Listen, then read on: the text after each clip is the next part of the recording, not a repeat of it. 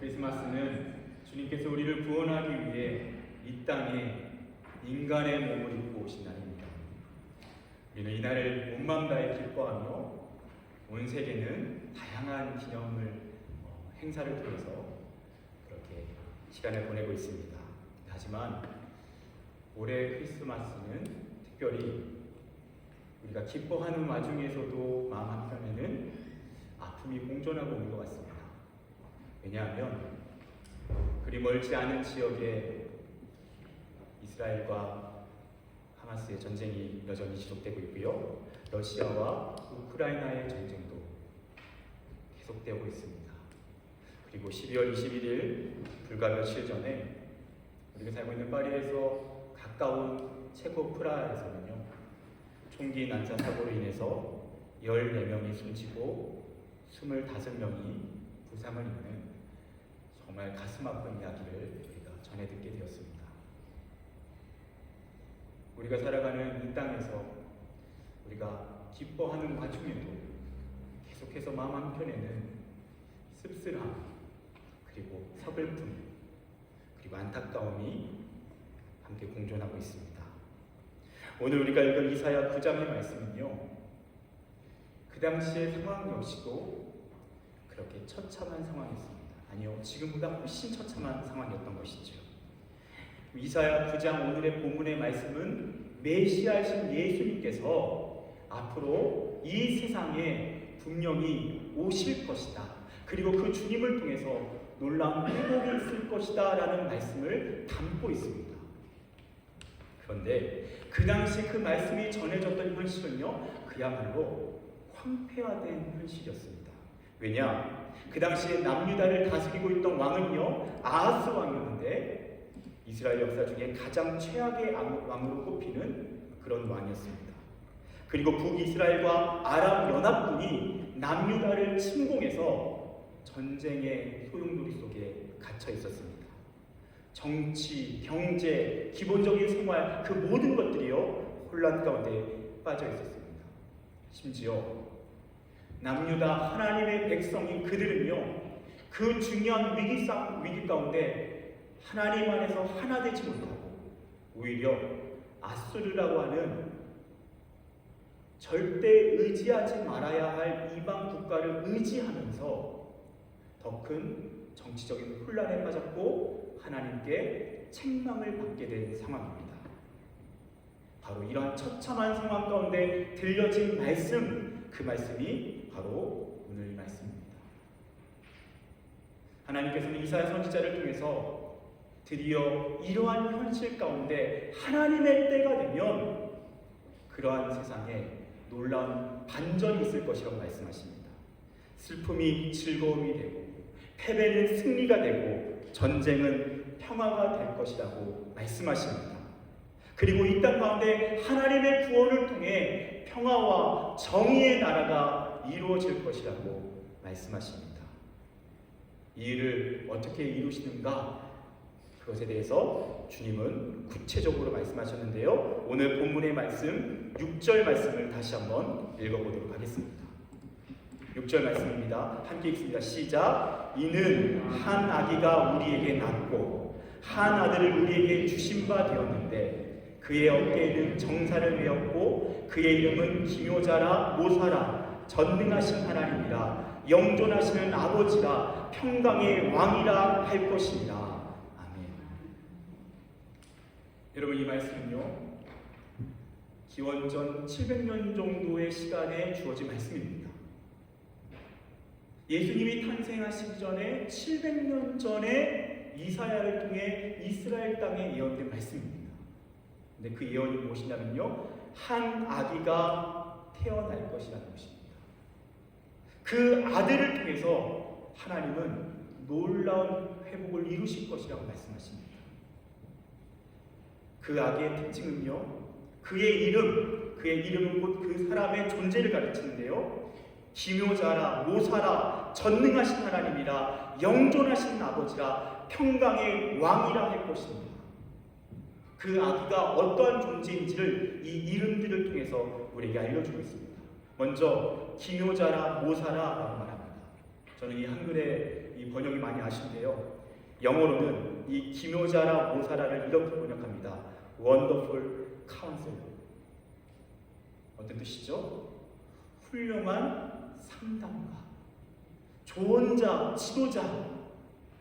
우리에게 주신 그 아기는 어떤 분이십니까? 그분은 우리의 삶의 고민과 염려와 걱정의 자리에, 그 고통의 자리에서 우리의 삶을 가장 지혜로운 길로 인도하시는 원더풀 카운셀러라고 말씀하십니다.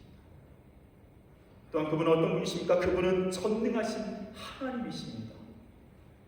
여러분, 이 말씀을 들으면 사실 우리가 너무 엉뚱하고 너무 기괴하다고 느껴질 만큼의 말씀입니다. 아직 예수님이라고 하는 그 실제로 이 땅에 오신 주님이 임하시기 700년 전에 주님은 뭐라고 말씀하십니까? 한 아기를 주시는데 그 아기는 원더풀 카운셀러일 뿐만 아니라 뭐라고요? 전능하신 하나님이시라고 말씀하십니다. 예수님이 어떤 분이신지를 정확하게 이야기하고 계시죠. 또한 그분은 어떤 분입니까? 그 아기는 영존하시는 아버지다라고 말합니다. 무슨 말이죠? 여러분, 아버지라는 표현은요, 그 당시에는 가부장적인 제도의 나라, 국가 시스템이었기 때문에 기본적으로 아버지라고 하는 이미지는 보호자였습니다. 앞으로 오실 그 아기는 우리의 영원한 보호자라고 말씀합니다. 또한 그분은 어떤 분입니까? 그분은 평강의 왕이라고 말씀합니다. 이 세상에 진정한 평화를 안겨다주는, 도저히는 평화를 찾기 힘든 이 세상 속에 진정한 평화가 바로 그 아기를 통해서 우리에게 주어진다라고 하는 분명한 약속입니다. 그래서 예수님 뭐라고 말씀하십니까? 그분은 요한복음 14장 27절 이렇게 말씀하십니다. 평안을 너희에게 끼치노니 곧 나의 평안을 너희에게 주노라. 내가 너희에게 주는 것은 세상이 주는 것과 같지 아니하니라. 너희는 마음에 근심하지도 말고 두려워하지도 말라. 그분은 그렇게 평화의 왕으로 우리에게 오셨습니다. 여러분, 우리는요, 이 말씀을 들을 때 자연스럽게 그런 질문을 던지게 됩니다. 아니, 어떻게 이런 일을 하셨는가? 하나님께서 이 처참한 하나님의 백성의 삶의 자리에 심지어 하나님의 뜻대로 살지 못하고 있는, 하나님을 떠나 있는 그들의 백성을 향해 구원을 말씀하시고 사랑을 말씀하시고 회복을 말씀하시는데, 그 방법은 전능하신 하나님이 아기로 오신다는 것입니다.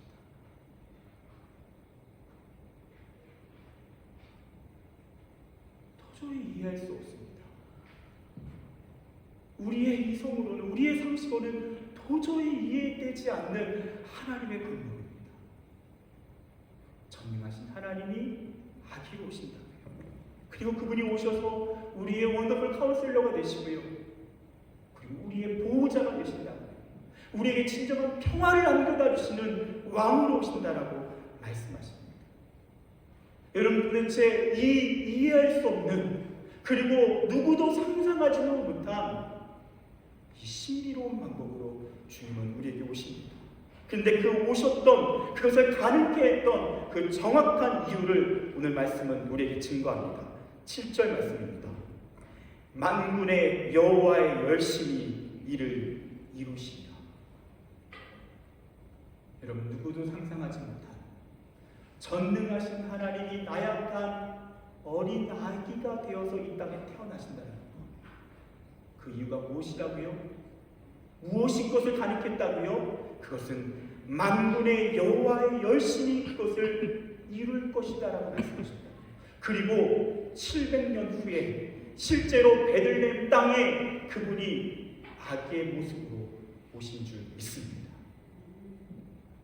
그분은 그렇게 여호와의 열심으로 우리에게 찾아오셨습니다. 그렇다면 여호와의 열심은 무엇입니까?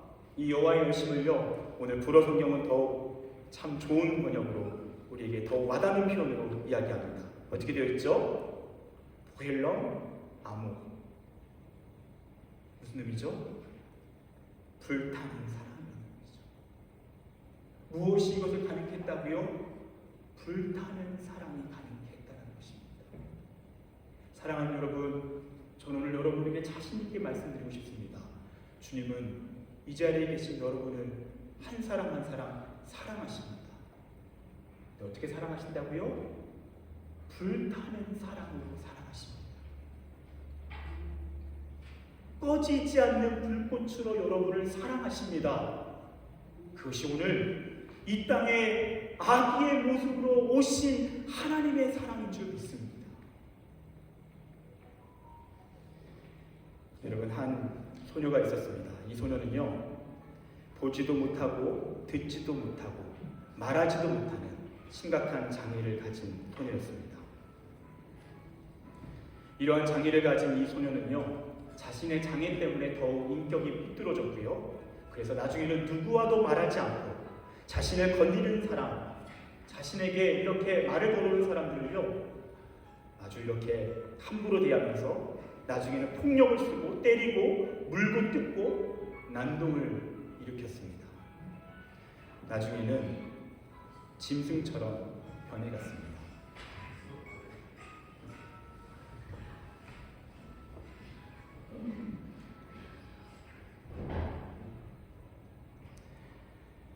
이 소녀의 이름은 여러분 잘 아시는 분입니다. 헬렌 켈러라고 하는 분이죠. 이 장애와 이 인격의 손상이 너무 심각해서 나중에는요, 누구도 이 아이를 건드릴 수 없었다고 합니다. 심지어 부모님도 포기합니다. 나중에는 정신병원에 가두게 되고 독방에서 생활하게 됩니다. 회생이 불가능한 인생이었습니다. 그런데 그러한 인생에 한 사람이 찾아옵니다. 설리반이라고 하는 선생님입니다. 다른 사람들은 모든 이 헬렌을 포기했지만 이 선생님은 그 아이를 포기하지 않습니다. 포기하지 않고 설득하고 지도하고 가르칩니다. 말하지도 못하고 듣지도 못하고 보지도 못합니다. 그래서 어떻게 했을까요? 손바닥에다가 촉각을 느끼게 해서 하나하나 가르친 겁니다. 손에 사과를 쥐어줍니다. 그리고 손바닥에 글씨를 써주는 겁니다. A, P, P, L, E. 이것은 사과야. 애플. 이런 식으로 한 단어 한 단어를 가르치기 시작합니다. 이 아이는 말을 잘 듣지 않습니다. 조금 알려주면 또 난동을 피우고 폭력을 휘두르기도 합니다. 그래도 끝까지 포기하지 않고 그 곁을 지키며 이 아이를 가르칩니다. 무려 48년 동안 그 곁을 지킵니다. 그리고 이 선생님의 사랑의 열심이 헬렌 켈러를 변화시킵니다. 한 번은요, 설리먼 선생님이 그런 질문을 했다고 합니다. 손바닥에 썼습니다. 사랑이 뭐니? 그러자 헬렌이 선생님의 손바닥에 이렇게 썼습니다. 선생님이 오시던 날 나를 꼭 안아주신 것. 여러분, 헬렌을 변화시킨 것은 선생님의 사랑이었습니다. 변함없는 사랑. 자신을 처음 안아주고 그리고 48년 동안 변함없이 안아준 그 사랑. 그 사랑이 헬렌을 변화시킨 것입니다. 여러분, 우리를 변화시킨 것은 무엇입니까?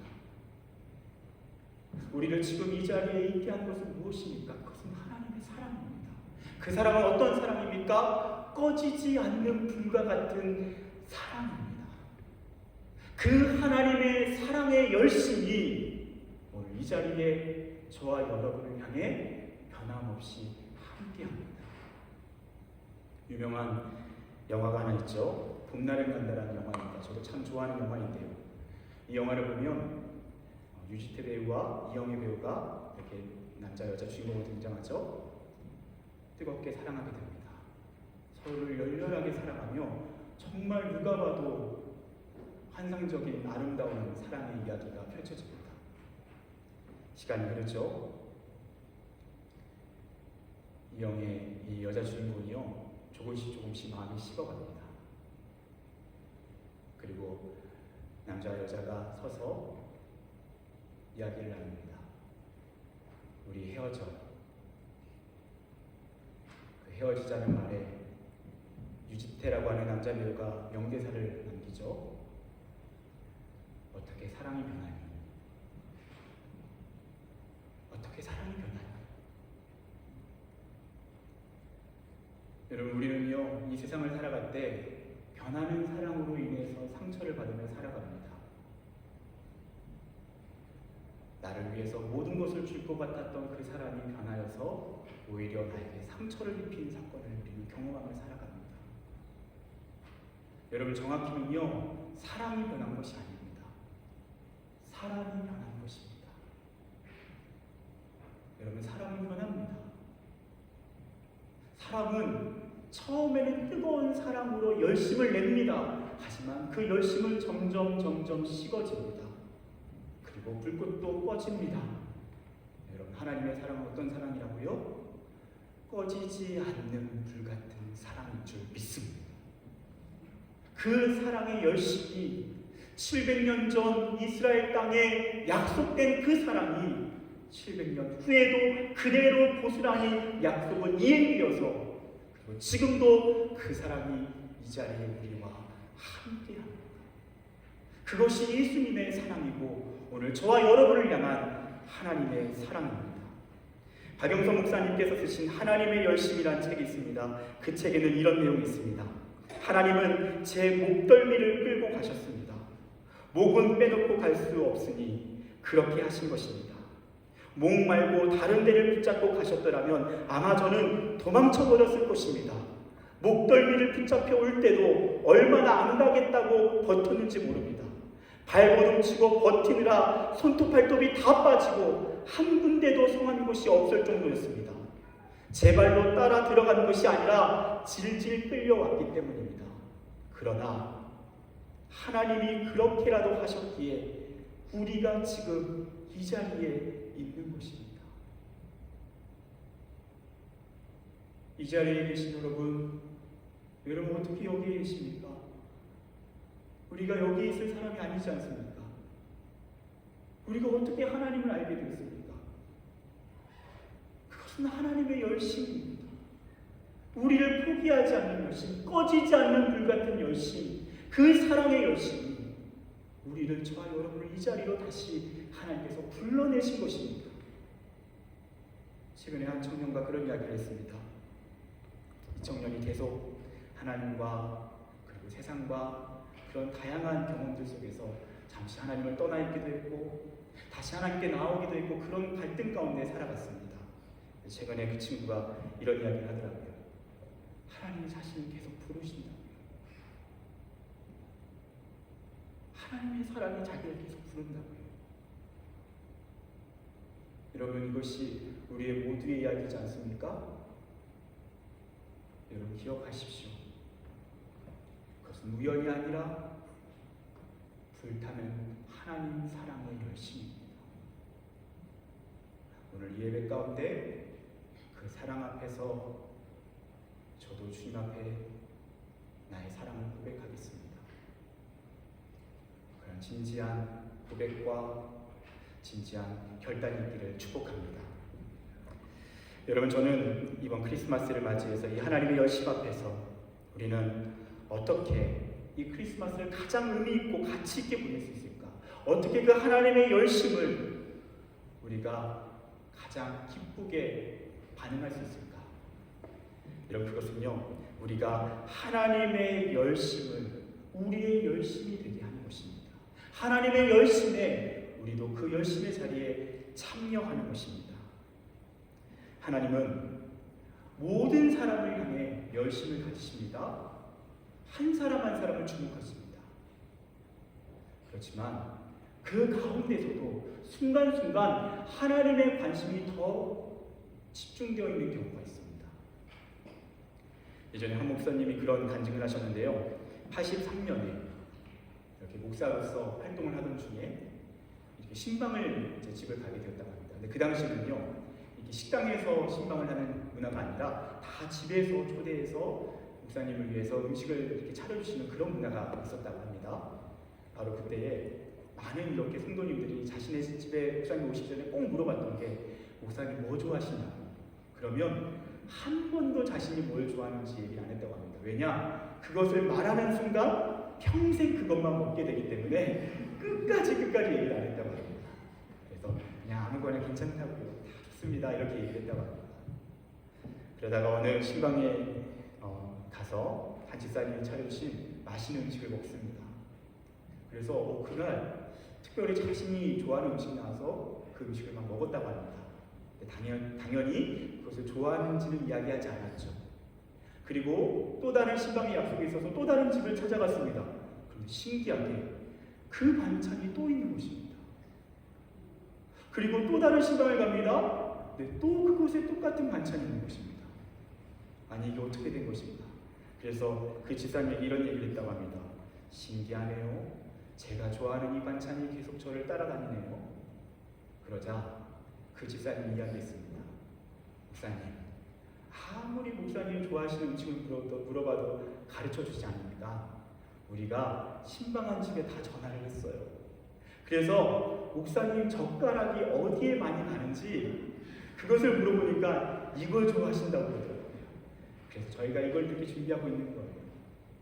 근데 그 목사님이요, 그 젓가락이라고 하는 단어를 듣는 순간 그것이 평생 자신의 목회 철학이 되었다고 합니다. 목회를 이렇게 하면 되겠구나. 하나님이 기뻐하시고 하나님이 관심을 가지고 계시는 것, 거기에 하나님의 젓가락이 어디를 향해 가는지를 보면서 그 하나님의 관심에 나의 열심을 쏟으면 하나님이 기뻐하시겠구나. 사랑하는 여러분, 하나님은요 우리 모두를 향한 사랑과 관심을 가지십니다. 그런데 하나님의 젓가락이 가는, 하나님의 관심이 집중되어지는 그 자리가 있습니다. 그 자리가 어딘지 아십니까? 오늘 이사야 9장 1절 말씀은 그 자리가 어딘지를 분명히 알려줍니다. 9장 1절 이렇게 말씀합니다. 전에 고통받던 자들에게는 흑암이 없으리로다. 옛적에는 여호와께서 스불론 땅과 납달리 땅이 멸시를 당하게 하셨더니 후에는 해변길과 요단 저쪽 이방의 갈릴리를 영화롭게 하셨느니라. 무슨 말씀입니까? 주님께서 이 땅에 오시는데요, 그분의 회복이 가장 먼저 스불론, 납달리, 갈릴리를 집중하게 된다는 것입니다. 스불론, 납달리, 갈릴리라고 하는 지역은 한마디로 갈릴리라고 하는 큰 지역에 포함됩니다. 그러니까 앞으로 오실 그 주님께서는요, 갈릴리를 주목하면서 그곳에서 그분의 관심을 쏟으신다는 것입니다. 그래서 실제로요, 마태복음 4장에 보면 예수님께서 그분의 사역을 시작하면서 이렇게 말씀하십니다. 나사렛을 떠나 스불론과 납달리 지경 해변에 있는 가버나움에 가서 사시니. 그리고 15절입니다. 스불론 땅과 납달리 땅과 요단강 저편 해변길과 이방의 갈릴리요, 흑암에 앉은 백성이 큰 빛을 보았고. 무슨 말씀입니까? 예수님께서요 이사야 9장에 예언된 대로 갈릴리에 집중하면서 그곳에서 사역하셨다는 것입니다. 그래서 실제로 그분이 가장 먼저 기적을 일으키신 곳 갈릴리입니다. 그분이 가장 먼저 전도하신 것 갈릴리입니다. 가장 먼저 집중해서 하나님의 말씀을 가르치신 곳 갈릴리였습니다. 갈릴리는 어디입니까? 갈릴리는 이스라엘 북쪽에 위치해 있습니다. 그러나 자연스럽게 북쪽의 침략을 받아서 가장 자주 황폐해진 땅입니다. 그리고 자연스럽게 이방의 침략을 받다 보니 이방의 민족과 순수혈통이 뒤섞여서 혼합된 땅입니다. 그리고 나중에는 남쪽에 있는 예루살렘과 멀어져 있다 보니, 그 예배의 중심지와 멀어져 있다 보니 자연스럽게 하나님과 멀어져 있었던 땅입니다. 그리고 소외되고 가난한 사람들이 집중되어 살았던 곳, 그것이 갈릴리입니다. 그렇다면 하나님의 관심은 갈릴리라면 오늘날 갈릴리는 어디입니까? 하나님의 관심은 그곳에 있습니다. 오늘날 갈릴리, 그곳은 하나님을 떠나 있는 사람들입니다. 하나님이 없는 인생들입니다. 그들이 갈릴리입니다. 또한 누가 갈릴리입니까? 가난한 사람들입니다. 세상에서 소외된 사람들입니다. 배고픈 사람들, 추위에 잘 곳 없는 인생들, 우리가 살고 있는 이 땅에 난민들, 노숙자들, 그리고 가난한 이들입니다. 그렇다면 주님께서 이사야 9장에 아기의 모습으로 오셨다면, 그리고 아기 오신 예수님의 관심이 바로 갈릴리라면, 오늘 우리의 관심이 갈릴리가 되어야 할 줄 믿습니다. 그리고 그 갈릴리를 향한 관심을 품고 그 갈릴리를 향한 하나님의 열심으로 우리가 나아가야 할 줄 믿습니다. 여러분, 복음은요, 낮은 곳을 향해 흐릅니다. 물은 높은 곳에서 낮은 곳을 향해 흐르듯이 하나님의 사랑, 복음은요, 높은 곳에서 낮은 곳을 향해 흐릅니다. 여러분, 하나님의 사랑이 고여 있는 곳에 가고 싶으십니까? 낮은 곳을 향해 가시면 됩니다. 그곳에 하나님의 사랑이 있고 하나님의 기쁨이 있습니다. 사랑하는 여러분, 우리는 크리스마스를 맞이하여서 우리는 내일 그날을 그토록 기대하며 이 자리까지 왔습니다. 우리가 어떻게 이 시간을 가장 의미 있게 보낼 수 있다고요? 하나님의 관심 있는 곳에 우리의 관심을 쏟는 것입니다. 하나님의 열심 있는 자리에 우리의 열심을 쏟는 것입니다.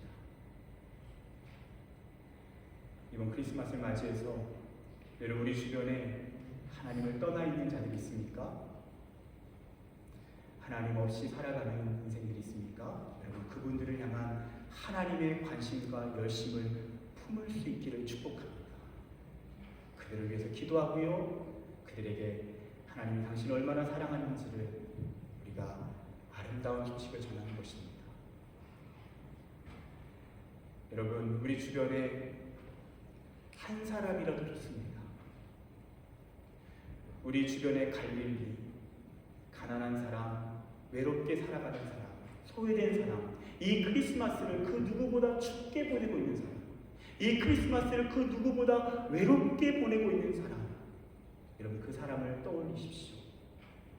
그리고 그 사람에게 찾아가서 하나님의 관심과 하나님의 열심을 표현하실 수 있길 바랍니다.